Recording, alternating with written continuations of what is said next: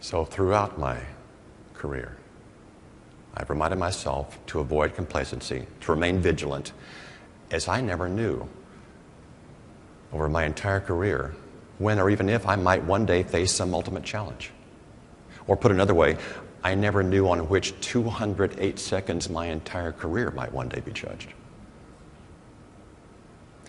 And so on flight 1549 on January 15th, 2009, it was completely routine and unremarkable, like most other flights I'd had for 42 years at that point, for the first 100 seconds. And it instantly became my ultimate challenge of a lifetime. And I knew it immediately. I knew it as it was happening. I saw the birds about 1.5 seconds before we struck them.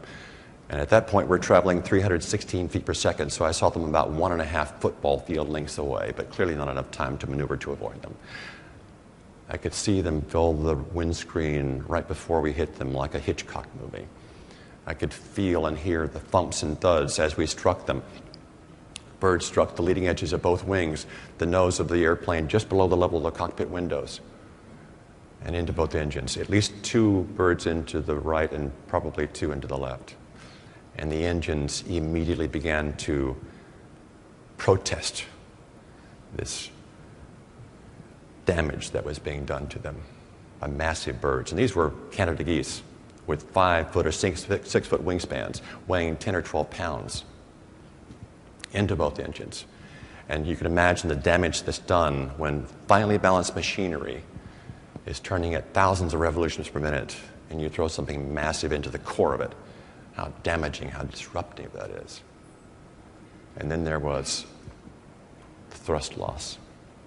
And to the investigators 2 days later, and in my book, as a chapter title, I used the words that still aptly to me describe that event. The thrust loss was sudden, complete, and bilaterally symmetrical. It felt as if the forward momentum of the airplane nearly stopped. It felt as if the bottom had fallen out of our world. We began descending at the rate that you would if you were in a hotel elevator going down 2 floors per second.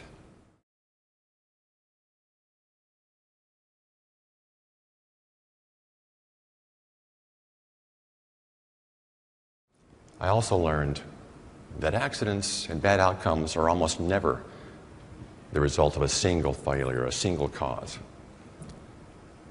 But it's the last link in a causal chain of events.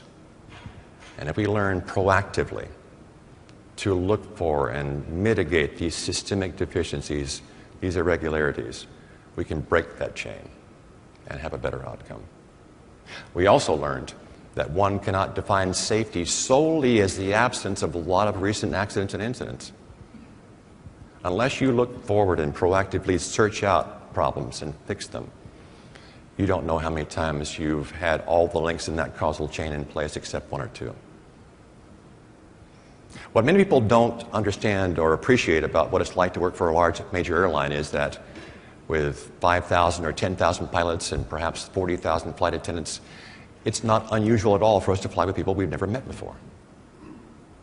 In fact, that was the case for me and my first officer that day, Jeff Skiles. We met for the first time 3 days before our emergency landing on the Hudson. And yet, we were trained to such a high professional standard that we'd become essentially interchangeable. And on January 15, 2009, if you had been able to sit in the observer seat in our cockpit on that flight and watch us work, not that you would really have wanted to, you would have thought we'd been doing it for years.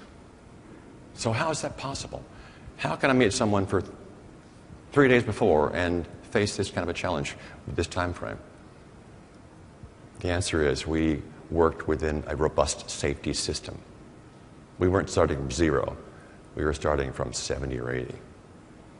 We had built a team because as a captain, the first thing I do at the beginning of a week of flying is to make the introductions and spend about 4 minutes setting the proper tone, opening channels of communication, soliciting input, aligning goals, reassuring my crew that I want the same things to happen that they do, to get back safely on the last flight.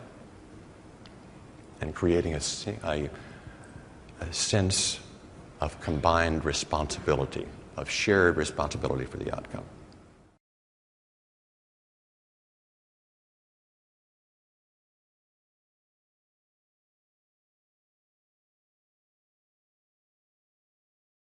The landing itself, I didn't know quite what to expect. I was confident that if I could find a way to deliver the aircraft to the surface intact, it would float long enough for us to be rescued. But I didn't know how hard it was going to be. And Jeff didn't either. Actually, neither one of us had landed an Airbus in a river before. In our sims, you can't practice a water landing. So we did something for the first time we not only had never anticipated, we'd never practiced. And so that's one of my points about technology. Technology is great. I believe in using it to its fullest. But we have to realize this is a human technology system. And we need to assign roles and responsibilities to the humans and technology that's matched with our abilities and our limitations. And technology is great at doing things that have been anticipated and for which it's been programmed. Humans are good at innovating. And one of my favorite definitions of innovation is, and this is true in business, I think, too, changing before you're forced to, by regulation, by competition, or by circumstance. And the sooner you change, the more you change, the more of a competitive advantage it becomes. The more you can turn an adversity into opportunity.